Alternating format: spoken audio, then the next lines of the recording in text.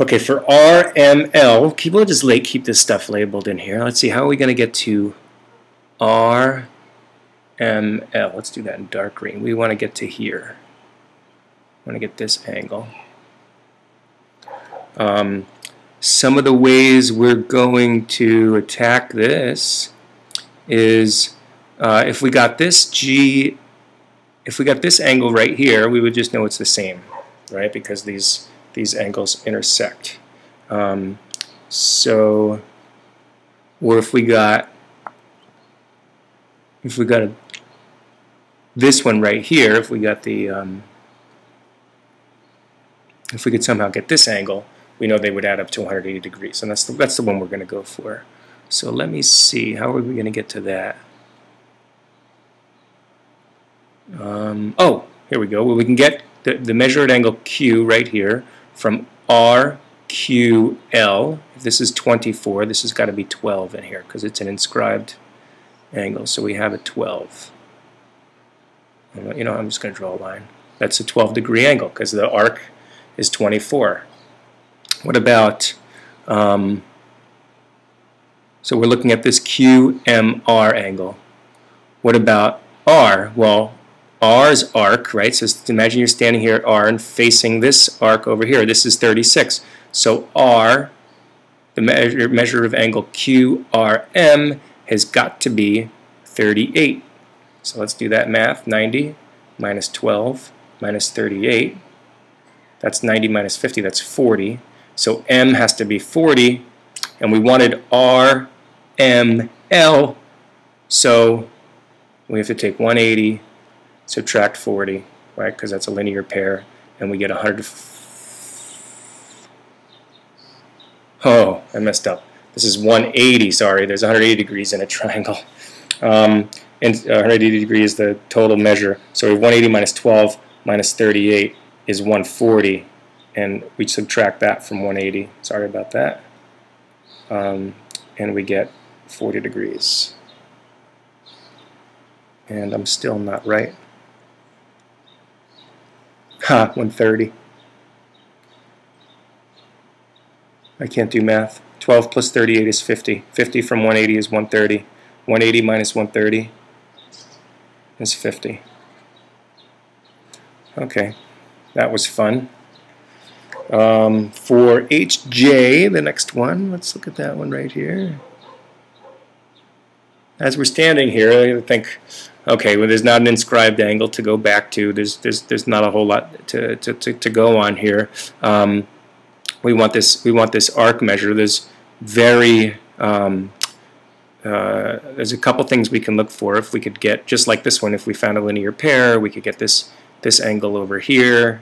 Well, no, we wouldn't even know that. We would have to get this arc. So there's really, it looks like there's only one way to do it, is we have to find can we find this arc and this arc and this arc?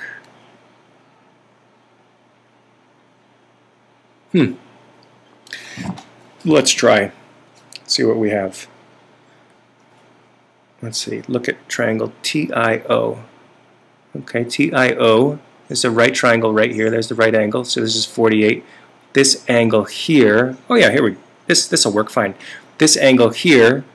If this is 48 and this is 90, then this has to be 42, right? Because the angles have to measure. If this angle, imagine you're standing right here and looking out at this arc. This arc total, if this angle measures 42, that has to be 84. And this, here's an interior angle. This arc measure is 48 from here to here. So we have what's left over is going to be our answer. It's 180. See if I can do the math right this time. 40 minus 48 minus 84. That's 132. Leaves 48 degrees. So arc HJ is 48. Wow, it's a doozy, right? So the last one is the measure of arc CE. And this is going to be pretty obvious that if we could find, well, I shouldn't say it's obvious. If we can find this angle right here, right, from C, the angle at CAE, we would be set. Or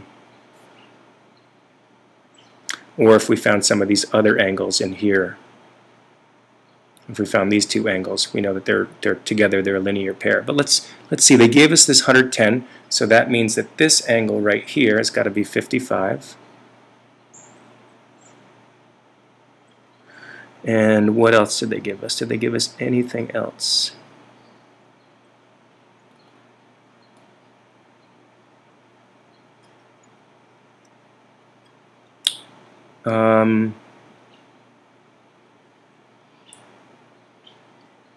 ACL.